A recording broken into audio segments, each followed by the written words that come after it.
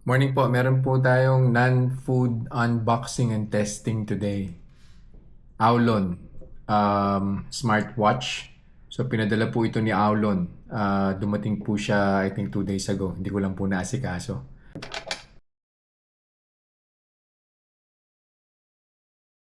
Tetra Watch Tetra R4.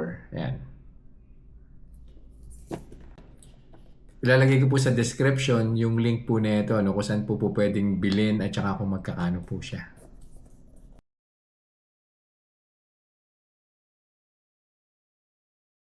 Premium quality. Ayan, so ito na po yung mismong watch. In comparison po siya sa G-Shock. Ayan. Halos magsinlaki lang po sila ni G-Shock.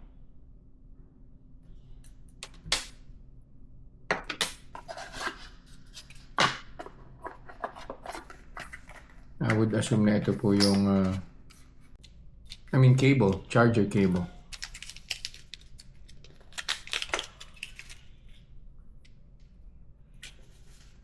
Ayan, magnetic po yung end niya.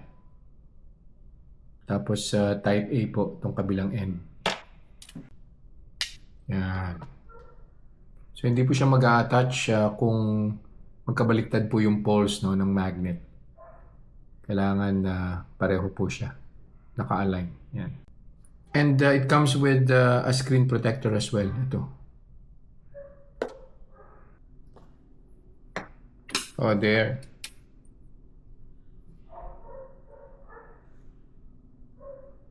So English. Select language, English. Scan to download app or pair device. Oh, okay. So, pwede po siyang i-pair sa phone. Interesting. There.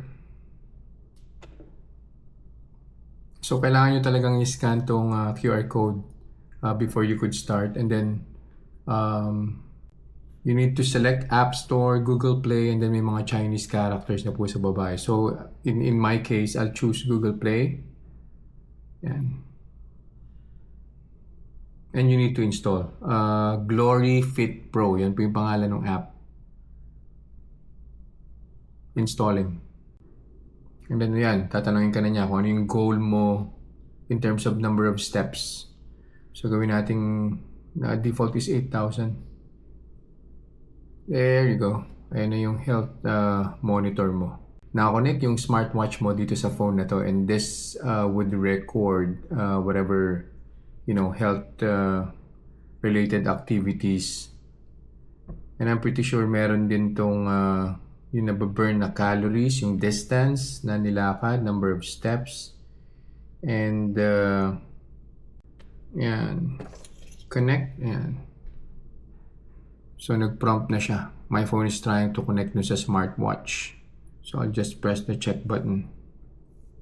Oh, now it's connected. Ayan, yan ang itsura niya. Yung user manual po nitong Aulon Watch, wala po dun yung mga functionalities ng mga buttons, ng mga icons, yung mga features po nitong phone. No? Sobrang limited lang po yung nakasulat dun. So ito, i-demo ko na lang po. Simulan po natin dito sa mga buttons. Wala naman pong buttons dito sa kabilang side. Dito lang naman po sa may kabila, sa right side ng watch. Ito po is pag-activate po ng menu, pwede rin pong pag-on at saka pag-off ng screen, ng display. Ayan.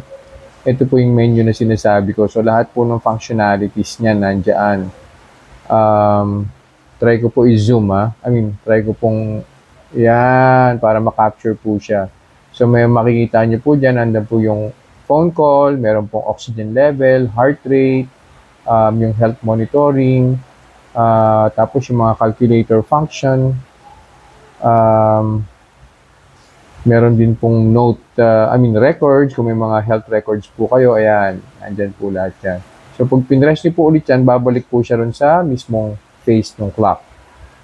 Ito naman pong sa baba, ito pong nasa gitna, flashlight po yan. Ito pong nasa baba, power button po yan, on and off. Pwede rin po siyang gamitin para mag-toggle po siya dun sa activities. Ito po, activities. Ayan. So, ito pong daily activities na to. Dito nyo po makikita yung number of steps, yung na-burn na calories, ayan. Ayan, nandyan po siya. Ayan. So, ito po yun. Pwede nyo po itong gamitin itong button na to. Pag back, balik sa relo, ayan.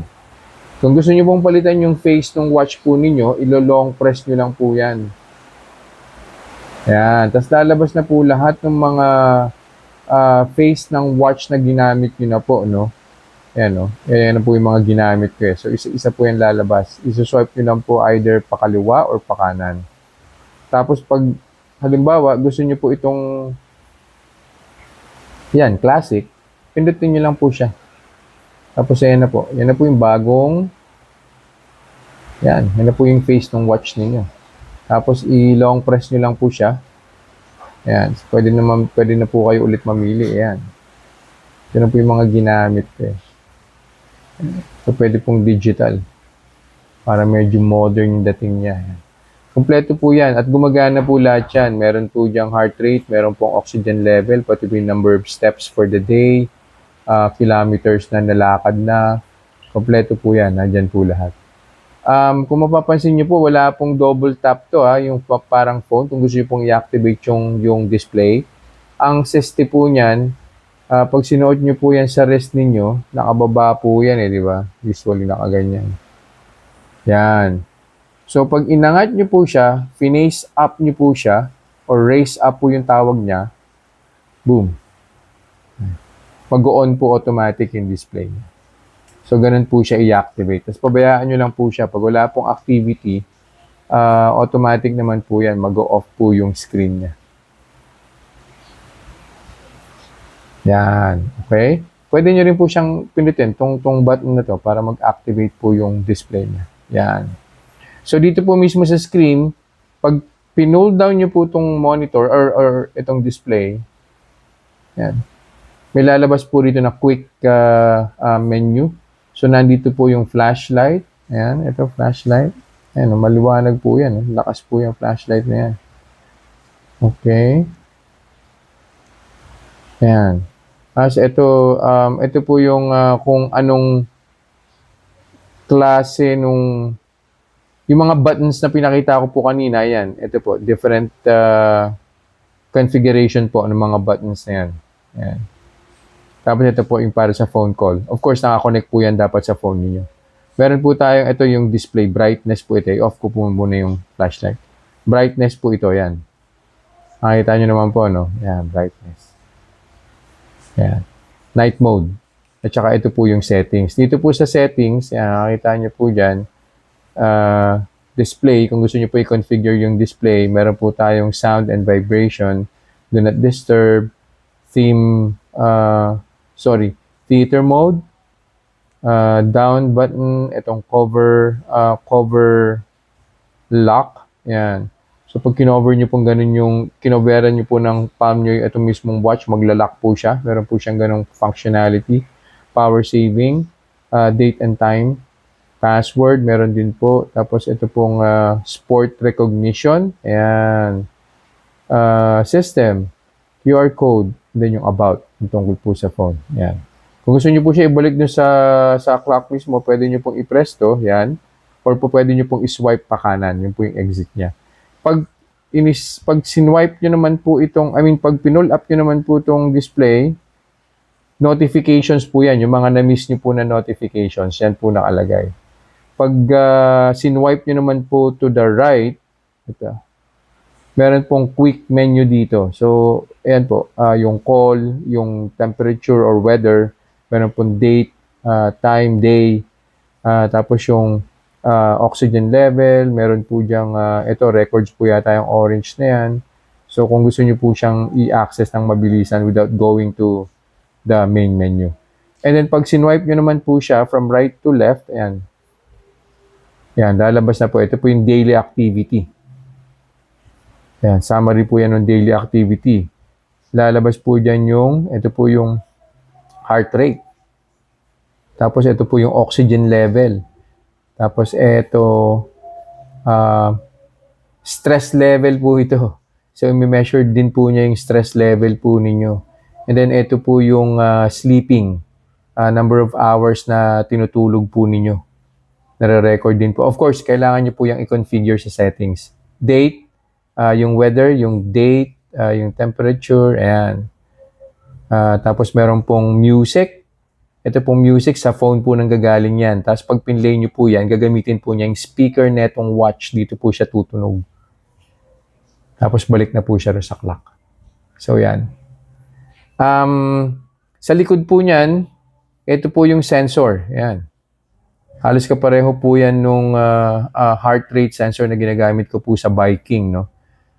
So ito po yan.